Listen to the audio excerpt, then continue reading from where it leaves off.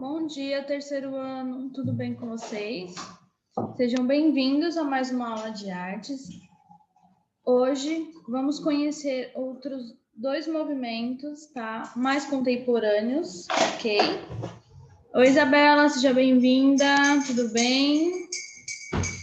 Hoje vamos conhecer um pouquinho sobre dois movimentos já de arte contemporânea, tá? Que está um pouco mais atual, ok? Então, vou mostrar um pouquinho sobre a teoria, algumas imagens, alguns exemplos. E no final, né, desses movimentos, vou passar uma atividade para vocês, mais reflexiva, tá? Como estamos aí entrando no clima de Natal, né? É interessante ter essa reflexão neste momento, né? E aí eu vou ensinar direitinho para vocês como é a atividade no final. É bem bacana, espero que vocês gostem, tá? Então vamos lá. Hoje vamos falar sobre dois movimentos chamados arte povera e arte efêmera, tá? Deixa eu compartilhar a tela.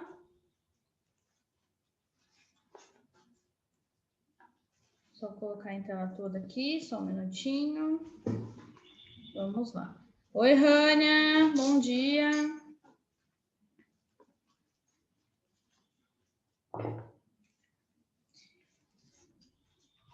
Então, vamos lá. O primeiro movimento que a gente vai conhecer hoje é a arte povera, que significa arte pobre, tá? E por que, né, arte pobre? O povera já é um significado de pobre que tem a ver com termo italiano, tá? O significado da palavra mesmo. Mas por que eles escolheram esse nome, então, de arte povera? Não tem a ver com o jeito que foi feita a obra, né? Não foi o acabamento desleixado, nem os recursos que foi utilizado, e sim o material, porque eles queriam utilizar materiais da realidade, não aqueles materiais convencionais, né? De obras de arte, que é tinta, pincel, né? Aqueles materiais normais. Não, eles queriam utilizar alguns materiais do nosso cotidiano, né, da realidade, tá? Por quê? Esse movimento foi criado como uma crítica, né, ao autoconsumo, ao desperdício. Então, esse movimento, vamos dizer, que ele pode ser muito atual, né? Por mais que ele seja criado lá no passado, mas até hoje em dia existe algumas obras nesse sentido, né? E olha que são bem valorizadas, né? Tem gente que paga caro por uma obra dessa. Mas o intuito foi realmente uma crítica. Por quê? Os artistas daquela época, eles não gostavam de ser comercializados, né? Eles acreditavam que as pessoas tinham que valorizar mais o valor da obra em si, no sentido do significado, não do valor comercial, tá? E também valorizar mais a vida, tá? Eles estavam pensando naquela época que as pessoas estavam querendo muito apagar o passado, apenas querer consumir e guardar os materiais, só pensando no bem material e esquecendo da vida em si. Então, esse tipo de arte foi criada para reflexão também, tá? Uma crítica. Vou dar uma olhada, Rânia, tá? Eu vou dar uma olhada e depois te dou um retorno, ok? Então, então foi criada para essa reflexão, né? Tanto é que todas as obras eram feitas com materiais realmente do cotidiano que as pessoas utilizavam, tá? Então, ó, pensando que é uma obra atual, por quê? Ela não tem a ver com reciclagem, já que eles utilizavam materiais normais, né? Como madeira, jornal, saco, corda. Então tem a ver muito com o atual também, né? Até hoje existem os artistas que criam as obras nesse sentido, né? E hoje em dia também tem esse autoconsumo, né? As pessoas adoram consumir, então também tem a ver muito com a nossa realidade, tá bom?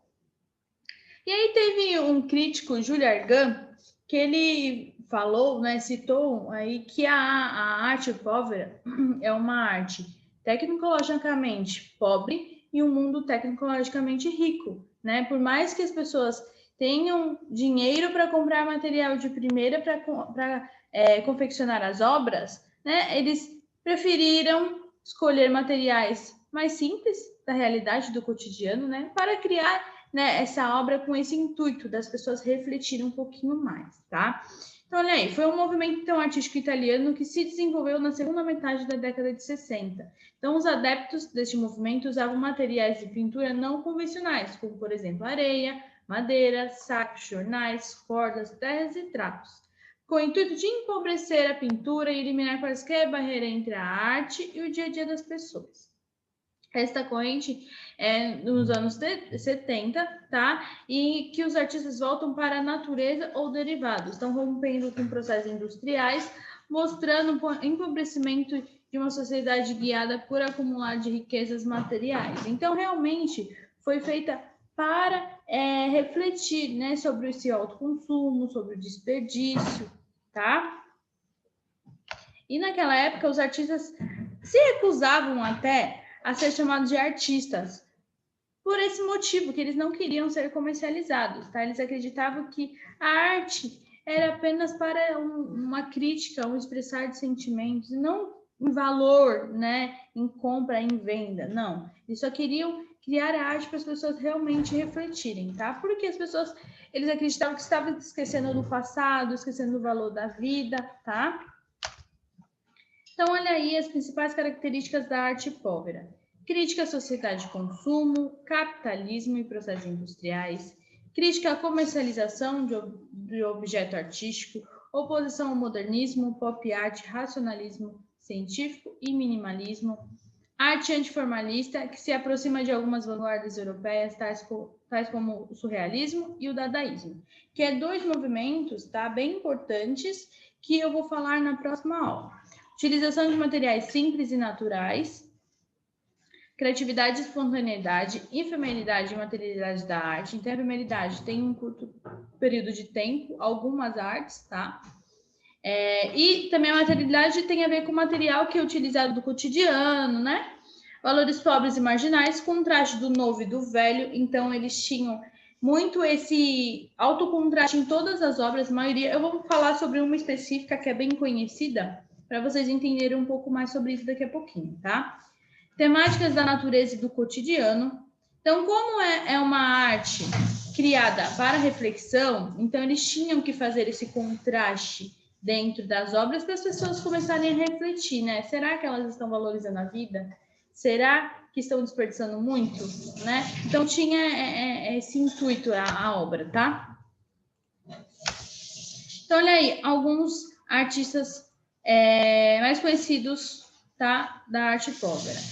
Giovanni Anselmo, Mário Mers, Marisa Mers, Michelangelo Pistoletto e Giannis Colnettes. Então, olha aí, o Giovanni Anselmo é um escultor italiano e um dos principais representantes do movimento na Itália. O precursor da arte povera foi o Pistoletto, tá? Foi um dos mais conhecidos. Além dele, o Mário Mers. Por quê? O Mário Mers, ele criou uma característica própria dele. Todas as obras deles tinham formato de iglu. Então, toda vez que as pessoas olhavam um iglu, já sabiam que foi o Mário Mers que fez, né? Porque ele colocou essa assinatura aí, né? Registrada aí, como formato de iglu na dele, tá? O Michelangelo Pistoletto é um escultor italiano que é considerado um protagonista do movimento na arte povera, com destaque para algumas esculturas, pinturas, instalação e performance, como Vênus do Trapos, que é a mais conhecida, Orquestra de Trapos e Pequeno Monumento, tá? Marisa Mers foi a esposa de Mário Mers, que é escultora italiana e artista, né? Também foi destaque de algumas obras, como Escultura Viva, Fontana e Sem Título. E Giannis Colnettes é um pintor grego famoso por suas instalações com elementos vivos, vegetais ou animais, da qual se destaca Margarida com Fogo, produzida em 1967, e a instalação realizada em 1969, com 12 cavalos que circulavam livremente na sala de exposições da Galeria Attica, em Roma. Instalação, performance, vocês também vão ver, tá bom? Nas próximas aulas. Então, né, um resumo geral, é uma crítica à sociedade de consumo, né, uma integração entre a arte e a vida. Então, a pintura, escultura, colagem, performance, arte de instalação, criatividade E espontaneidade e interação com o público, que é o mais importante, né? Como foi feito para o público refletir, então o público tem que interagir com a obra. E desveicula-se o valor artístico do valor comercial, tá?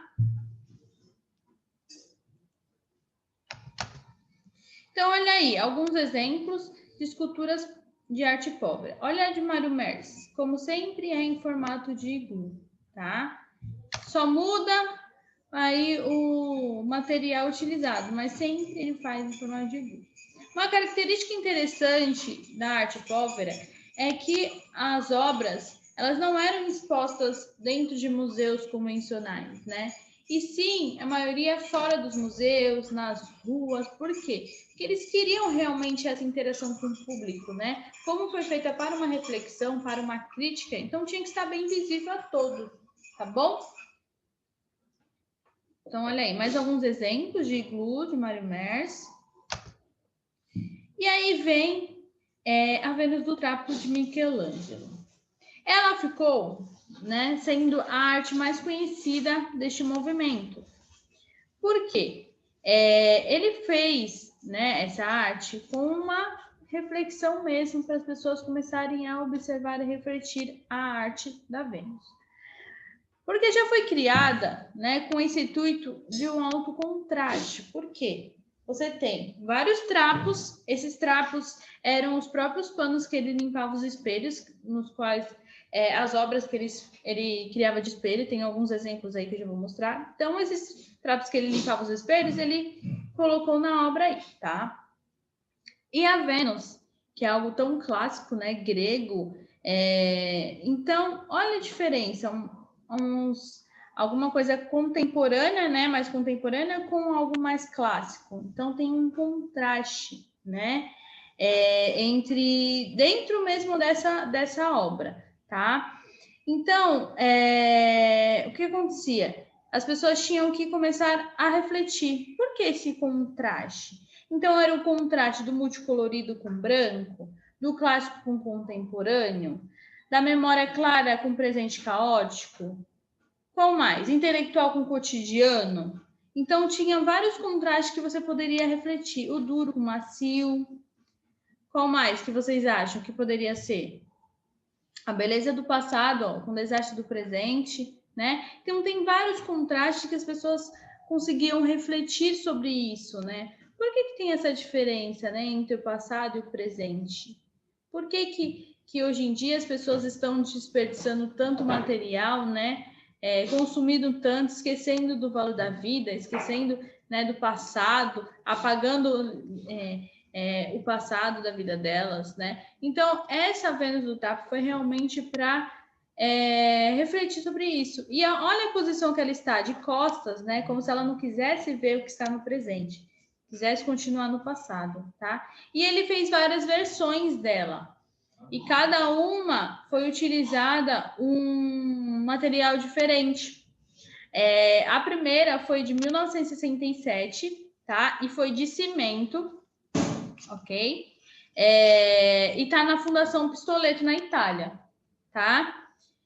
E aí teve algumas outras no qual ele modificou também o material utilizado. Então, a primeira foi de cimento, a segunda ele utilizou, né? Foram 2 versões depois dessa, de gesso, a outra já foi de ouro, a outra já usou um mármore grego. Então, ele foi modificando aí o material utilizado para que também tivesse um outro contraste entre os trapos utilizados também, né? Não ficassem todas iguais. E aí, então, a primeira foi de 1967, as 2 versões de gesso foi de 1970, tá? A Vênus de ouro foi de 1972 e a Vênus de mármore grego foi de 1974, ok? E cada uma, né, tá em um local diferente. Então, tem algumas que estão na coleção privada na Alemanha, tem umas em Nápoles, tem outras que estão na Fundação Pistoleto, tá? Então, cada uma vai em um local diferente. As 2 versões de gesso, tá uma no Japão e uma em Washington, tá? E essas 2 versões de gesso, a Vênus, ela já encontra uma posição um pouquinho diferente. Ela está bem de costas aí, né? E as outras, ela já está um pouquinho de lado, como se ela estivesse já olhando um pouquinho para o presente, né? Então tem essa reflexão também em volta até da posição da Vênus, tá? Vamos lá.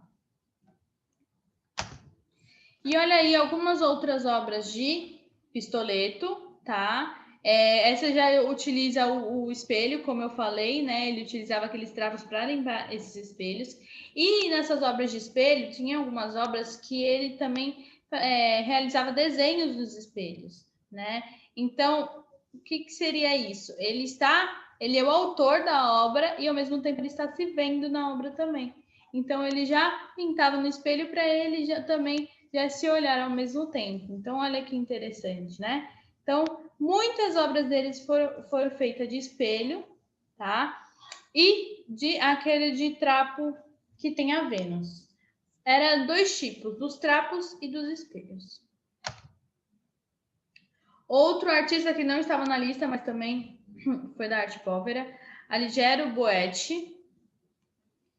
Não tem, tá vendo que a arte povera, né, o jeito que ela é feita não tem muito um segmento, né, uma característica própria. Cada um criou o seu, mas pensando, né, no significado, né, na crítica e na reflexão, e sempre utilizando materiais da realidade, do cotidiano, tá? Olha aí, mais algumas obras dele, lembrando sempre da interação com o público, né? Janis Cornelis, olha aí. E vocês já perceberam que hoje em dia essa arte ela está bem alta, né? Então muitas pessoas com dinheiro, as pessoas milionárias têm em suas casas esse tipo de arte, que eles valorizam muito, né, a obra de arte. Então você vê uma mansão enorme com várias obras com materiais baratos, tá? Então não tem muito a ver com o material que é utilizado, né, o valor da obra. E sim, o intuito, o significado, né? Então tem muita gente que paga caro por obras desse tipo, tá? Olha aí que interessante. Vai muito também do olhar, né, para as pessoas pela arte. Por quê? Tem muitas pessoas que olham a arte, algumas obras de arte, e falam assim: ah, isso daí não é arte, não. Eu não achei bonito. Né? Tem outros que falam, nossa, que coisa diferente, né? Eu achei lindo, vou comprar. E aí valoriza e acaba comprando a obra do artista. Mas, às vezes, tem muito a ver, né, com o significado que o artista colocou em sua obra, né? O formato aí da obra, como ela é feita. Como eu falei, a arte povera tem essa reflexão, essa crítica, né? Mas tem outros tipos de obra também que os artistas criam com outro significado. Então, vai muito também da percepção, né, de quem está observando a obra, tá? É interessante até a pessoa, antes de comprar a obra, conhecer o significado, né? Saber o porquê que foi feito daquela forma. Mas tem outras que também só admiram e compram apenas por achar bonito, tá? Então, olha aí, ele também utilizou, Janis Cornelis também utilizou, né, materiais super simples para fazer suas obras, ó, pedra, livros, ó, vários materiais simples. Outro, Pino Pasquale, também, ó, obra super simples também. Luciano Fabro, são alguns artistas que não estão na lista, tá? Aquela lista que eu passei com os mais conhecidos, ok? Olha aí, mais algumas obras. Olha o exemplo que eu coloquei aí na tela. O que eu falei, né? O contraste de uma mansão, né? Enorme, né? Cara, bonita, com uma arte povera, né? Que é utilizando materiais do cotidiano, da realidade, né? Super simples. Então, olha o contraste aí também, a reflexão, né? Valorizando aí a vida, valorizando o passado, né? Olha aí. Esse já é um grande exemplo. Ó, os trapos de Michelangelo, né? E o iglu de Mário Merz. E aí vamos para outro tipo de arte que é bem interessante, vocês conhecem bastante, tá? Que é a arte efêmera. O que é essa arte efêmera? A arte efêmera ela tem a ver com tempo de duração. Então, são artes que duram pouco tempo, tá? Antes de falar da arte efêmera, eu queria voltar um pouquinho na arte povera, que eu esqueci de falar, e falar que o Pistoleto, além da Vênus do Trapo, fez um tipo de arte bem famoso, que ficou bem marcado nas pessoas daquela época, que é a esfera de papel. Ele pegou, né, fez uma esfera grandona de papel, né, com muito papel. E aí, o que ele fez? Ele saiu com essa esfera pelas ruas da cidade, né, pelas ruas de Milão. E aí, além da obra, né, ter uma interação aí com o público, né, as pessoas visualizarem, as pessoas começaram a andar junto com a esfera. Então, além de ser uma obra ali, né, ela também virou uma performance, tá? Um tipo de instalação em performance, porque as pessoas começaram a interagir com a obra e começaram a andar junto com a obra, como se fizessem parte também da obra de arte, tá? Então, sobre performance, eu vou falar nas próximas aulas, mas já dá para vocês entenderem. É quando as pessoas participam da obra de arte, tá? Então, elas estão ali participando, desenvolvendo, né? Junto com a arte. Então, ele criou essa esfera gigante e transformou a obra de arte dele também em uma performance, no qual as pessoas começavam a andar atrás. E aí, em 2009, ele fez uma releitura sobre essa obra de Esfera de Papel e também fez a mesma coisa, né? Andou pelas ruas da cidade. Como eu já falei, a arte povera, ela não é apresentada, né, em museus convencionais, e sim a maioria, né, nas ruas, por causa dessa interação mesmo com o público, tá? Então, continuando aí falar de arte efêmera, é uma arte que tem, né, pouco tempo de duração e ela precisa ser guardada ou preservada, né, para ficar um pouquinho mais de tempo aí, tá? Então, é uma palavra deriva do grego, que significa coisas que não duram mais que um dia, né? Isso é um termo, né, para vocês entenderem que é curto período de tempo, mas não é que fica um dia só, tá? Tem algumas que conseguem ficar um pouco mais se realmente forem bem preservadas e bem guardadas. Mas a maioria fica pouco tempo mesmo, tá? Então, isso depende muito do material utilizado. Então, por exemplo, temos as de gelo. Desculpa, gente. Temos as de gelo. Temos as de chocolate, por exemplo. São materiais que acabam derretendo se não tiver, né, em baixa temperatura. Se tiverem alta temperatura, eles vão derreter facilmente, né? Rapidinho. Então, isso tem a ver muito com o material que é utilizado, tá bom? Então, a arte efêmera é uma manifestação que compõe a arte contemporânea, priorizando a brevidade e a natureza provisória da arte. Então, suas produções são definidas pela materialidade do trabalho e também por seus fundamentos conceituais. Então, além disso, esse estilo valoriza a experiência e a atuação do público em relação à proposta artística. Em outras palavras, muitas vezes a arte efêmera depende da interação e da resposta de seus espectadores para existir. Sendo assim, essa corrente também não está atrelada a galerias ou museus, pois muitas vezes acontece nas ruas ou em parques. Nesse cenário, os materiais utilizados também são diferenciados dos usuais. Isso porque, em muitos momentos, essa arte contempla elementos como detritos, folhas e terras. Nesse contexto, além de priorizar a participação do público, a arte efêmera muitas vezes utiliza o próprio corpo do artista como meio de expressão. A arte efêmera, então, como a arte povera, também não é exposta dentro de museus, e sim ao ar livre, né? Porque ela precisa de um espaço grande para ser exposta e precisa da interação do público, né? Porque o público precisa aplaudir essa arte, né? Precisa visualizar, por quê? Por ela ter um período curto de tempo, então quanto mais pessoas visualizarem, melhor. E como que essa arte fica registrada e guardada? Apenas por fotografias e vídeos, porque como ela tem um tempo determinado ali, depois ela se desfaz, não tem como apreciar mais, apenas pelas fotos e vídeos, tá bom? Então, um tipo de arte efêmera que muitas pessoas utilizam no dia a dia, né, principalmente as mulheres, é a maquiagem, né? A maquiagem vocês colocam aí no rosto e depois, né, vocês acabam retirando. Então, ela tem um curto período de tempo, tá bom? Então, a arte efêmera não é só aquela arte que tem a ver muito com o material utilizado, ele se desfaz sozinho, não. Também é aquela arte que tem um período curto e você acaba tirando e desfazendo aquela arte também, tá? Então tem esses dois sentidos.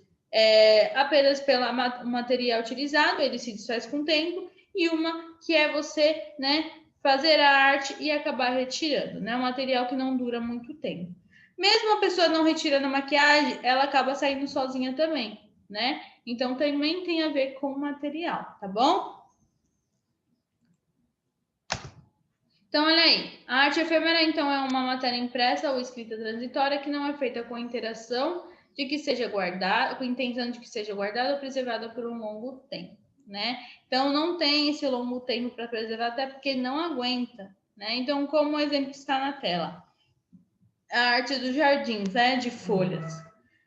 É feita a arte e aí com o tempo essa planta vai crescer, ou seja, vai desfazer esse desenho, né? E aí eles têm que refazer novamente esse desenho. Então não é uma arte que dura, por exemplo, fez o desenho e fica ali para sempre. Não, porque a planta cresce, então sempre tem que estar arrumando aí, tá? Então, ó, o efêmero significa o quê? Passageiro, transitório, fugaz, momentâneo, é algo rápido, né? De curta duração, tá bom? Então, entre as principais características da arte efêmera é a brevidade, curta duração, obra instantânea, transitoriedade, participação do público, caráter provocativo, proposta conceitual e registro feito por fotografias e vídeos. Olha aí, um exemplo de escultura de arte efêmera de José Mesquita, feita de areia, né? A de areia ficou bem conhecida. E é bem efêmera, por quê? Nossa, desculpa, gente. Ela tem um curto período, porque chove ou o mar leva, né? E acaba destruindo. Às vezes as pessoas demoram mais para confeccionar a obra do que ela ser apreciada depois, tá? Ó, a arte efêmera, então, ficou bem conhecida, principalmente pelas esculturas feitas de areia. Olha aí. Então, você imagina, eles têm um tempo enorme para confeccionar, né, essas obras. E aí, para confeccionar, né, já fica pessoas ali ao redor tomando conta, né? Tem todo um preparo, porque qualquer coisa pode desmanchar a obra, né? Então, você tem que ter um cuidado para criar, né? Então, eles levam, às vezes, horas para fazer o dia inteiro, às vezes alguns dias para confeccionar, para depois em um segundo ser destruída, porque aí vem o mar leva, ou chove, ou alguém mesmo por maldade vai lá e se joga em cima, começa a chutar, bater e acaba destruindo. Então, eles levam às vezes mais tempo a confeccionar a obra do que ela ser apreciada aí pelo público, tá? Outra obra de arte, né, que também pode ser considerada arte efêmera, tá? É a pintura no chão, né? Os grafites aí feitos no chão. Não só no chão, mas também na parede. Por quê? Porque não é algo que você precisa deixar, por exemplo, a vida inteira ali. Depois as pessoas pintam por cima, vai pintar outro, e vai pintar de novo por cima, vai pintar outro. Então tem um tempo curto, né? Não fica ali para sempre aquela obra, tá? Principalmente no chão. Vocês já perceberam que no chão, quando a prefeitura faz aquelas pinturas, né, das linhas amarelas, linha branca no chão, com o tempo ela vai se desfazendo, né? Com o clima mesmo, né? Chuva, sol, aquela tinta, e o atrito dos carros, ela vai se desfazendo, então vai saindo aquela tinta. Então não é uma arte que dura a vida inteira, é uma arte efêmera. Ela tem um período ali, né? Que é de duração. Então depois tem que refazer esse tipo de arte novamente, tá? Essas artes que estão mostrando aqui, normalmente eles fazem para expor, né? Para as pessoas visualizarem, interagirem com a obra e depois retiram essa obra colorindo por cima, tá? Então, por isso que é um tipo também de arte efêmera. E a arte em jardins, como eu falei, né? Então, eles criam aí uma belezura de jardim, né? Durante um tempo, um bom tempo, porque leva um tempo fazer essa arte. Depois, cresce as plantas, tem que refazer, e normalmente eles acabam fazendo outro tipo de desenho, né? Para apresentar outro tipo de obra e não ficar sempre no mesmo, né? Então, olha aí que interessante. Bem bonito, mas dá bastante trabalho. Outro tipo de arte efêmera bem famosa é a de gelo. Quem já foi no bar de gelo? É bem interessante. Eu fui lá em Gramado. E para o gelo, né, ser conservado, ele tem que estar numa temperatura muito baixa, porque senão não conserva. Lá no bar que eu fui, estava menos 14 graus, né? Então, se não conservar a temperatura, logo se desfaz. Então, tem que realmente estar bem conservada. Quanto mais conservada, vai durar um pouquinho mais. Mas mesmo quando está na temperatura certa, sendo conservada, o atrito, né, o calor humano, porque as pessoas acabam tocando, né, sentando, porque tem às vezes um banco de gelo, o atrito, né, das pessoas acaba derretendo também a obra, tá? Então, vai muito de como está sendo conservada esta obra de arte. E aí, uma parte bem gostosa aí da arte efêmera é a de comida, né? Então, a comida tem um período bem curto de tempo. Então, elas são criadas, né, para chamar atenção, para as pessoas interagirem e visualizarem, e depois, com o tempo, se desfaz, principalmente chocolate, né? E começa a derreter. Então, olha que interessante, uma obra que é feita para as pessoas apreciarem, e aí depois as pessoas ainda podem comer essa obra. Olha aí que legal. E muitos acabam criando isso no dia a dia, principalmente as mães, né, das crianças, né, dos bebezinhos, porque acabam criando essa obra com comidas, né, criando paisagens, desenhos aí no prato para chamar atenção, porque na verdade, primeiro a gente come com os olhos para depois comer com a boca. Então, para as crianças é um jeito interessante, né, de sentir vontade de comer. Então, olha que legal, as mães que criativas, né, criam aí o desenho para incentivar a criança a comer, achando que é um doce, alguma coisa assim, e às vezes é a própria comida aí do almoço. Bem interessante e uma ideia bem legal. Então, toda esta arte é temporária e efêmera. Então, mas mesmo assim, os artistas não deixam de caprichar e de fazer coisas lindas. Então, por mais que eles saibam que é um curto período de tempo, eles se dedicam o máximo, né, para criar o melhor ali, né? Por mais que eles saibam que com pouco tempo não vai existir mais a obra. E só vai restar os registros em fotos, né? Então, por isso que eles dão o máximo deles, porque eles sabem que aquilo vai ser registrado, as pessoas vão visualizar depois em fotos, né? Então, tem uma frase que significa bem, né, o que a gente está falando, que é fazer bem feito o que nos compete a fazer, sempre será uma arte. Então, uma frase que resume bastante aí o tipo de arte que a gente viu hoje, tá? Pensando, né, nessa reflexão toda que a gente viu aí, eu quero passar para vocês uma atividade, né, que também é bem reflexiva e é bem bacana, tá? Que tem a ver com o nosso Natal. Então, uma atividade que envolve a psicologia da forma e psicologia da cor, tá? Quando a gente fala em Natal, deixa eu só falar para vocês o que precisa para essa arte. Eu preciso que vocês peguem uma folha, tá? E dividam ao meio, vai ficar um risco no meio. Nessa folha, vocês vão fazer 5 centímetros marcar em cima e 5 centímetros embaixo. Só fazer um pontinho, tá? Nessa metade que vocês marcaram. Depois, vai fazer um traço de 10 centímetros no pontinho de baixo e ligar e vai ficar esse triângulo aí. Só preciso disso por enquanto, tá? Só um triângulo no meio, ok? E aí, o que funciona, né, nessa reflexão? O que eu quero passar para vocês? Está chegando o clima de Natal, né? Época boa, onde todo mundo gosta de ganhar presente, né? E é uma época de reflexão também, né? Uma época de esperança, né? De luz. E aí, quando a gente fala, né, sobre essa frase, Natal é luz, né? Dá para a gente parar para refletir um pouquinho sobre isso. Por que Natal é luz, né? Somos luz, somos sombras, somos linhas, somos rabiscos e damos às nossas vidas as cores e as formas que a gente escolhe, né? Pois a vida é feita de escolhas, né? E toda escolha tem uma consequência. Então você tem que saber, né, o que realmente você vai escolher para sua vida. Então somos aquilo que alimentamos, que damos forças, né? E o que a gente encontra na nossa sombra, né?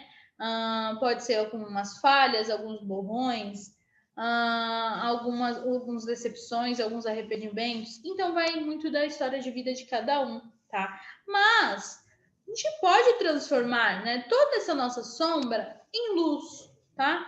Podemos transformar a sombra em uma obra-prima, né, iluminando aí, tá? Esses elementos, né, que estão nas sombras, são vistos por muitas pessoas como negativos, tá? Mas existem para que possamos reconhecer, né, pessoas frágeis. Só que isso só faz com que a gente consiga ter um pouco de força de vontade, né? E esforço para nos tornarmos pessoas melhores, mais fortes, decididas, tá? Então, na verdade, a sombra não é só um negativo em si, ela é um gatilho para nos levar ao nosso lado mais iluminado, né? Nosso lado com luz, a nossa felicidade, tá? Então, quando colocamos amor nas tarefas que executamos, estamos colocando um pouco de luz, né? E, consequentemente, nos iluminando. Então, o principal, né?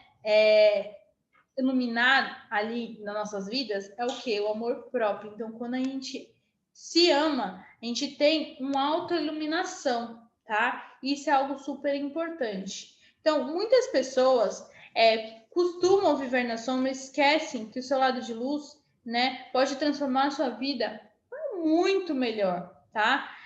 Só que a sombra, ela luta bravamente para resistir e ser a protagonista das nossas vidas. Mas temos que pensar que vale muito a pena clarear os nossos medos, as nossas dúvidas, arrumar os nossos rabiscos, os nossos borrões, tá? Dando cor e luz, né, para o nosso dia a dia. E o mais importante de tudo é a gente não excluir a sombra na nossa vida, porque se não fosse a sombra, a luz não iria existir. Então, vocês têm que pensar que a sombra, né, que é algo que nos deixa bem confusos, que é o nosso lado mais medroso, nosso lado dos erros, né? Como eu falei aqui, muitas pessoas acreditam que é a parte negativa da vida. Pensa que ele é apenas o gatilho para levar vocês para a parte iluminada, né? A parte de esperança, parte do positivo, da sua felicidade. Pensando em tudo isso que eu falei, né, sobre luz e sombra, tá? O que vocês vão fazer nessa folha? Vocês criaram um triângulo no meio. Esse triângulo vai ser a árvore da vida de vocês, tá? No meio desse triângulo, vocês vão desenhar a essência de vocês, o nome de vocês, o apelido, isso envolvendo o clima de Natal. Então, vocês vão criar uma árvore de Natal. Do lado de fora, do lado esquerdo e do lado direito, do lado esquerdo vocês vão representar a sombra da vida de vocês. O que quando você pensa em sombra, o que representa para a vida de vocês a sombra? E o outro lado, o que representa a luz na vida de vocês? O que te faz feliz, né? Então, vai representar através de vários elementos, tanto figurativo quanto abstrato e cores, tá? Aí cada um vai pensar o seu. Eu vou mostrar aí na tela alguns exemplos para vocês visualizarem e terem um pouquinho de ideia, né, sobre isso. O que eu estou falando? Então, olha aí um exemplo. No lado esquerdo foi representada a sombra através de linhas retas com cores mais escuras. No lado direito, a luz com linhas mais soltas, mais onduladas, mais curvas, e no meio representa a essência da pessoa. Olha aí como fica bem interessante, né? Um lado bem colorido, o outro lado bem escuro, né? E no meio representando a árvore de Natal e a pessoa que fez esse desenho. Olha aí mais alguns exemplos.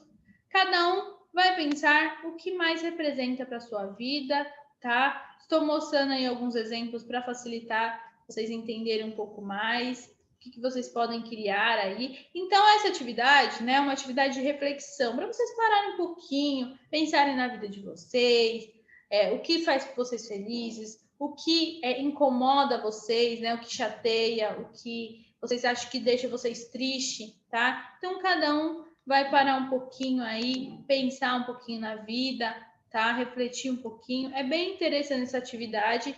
Então, espero que vocês façam de coração por vocês, não é nem por mim.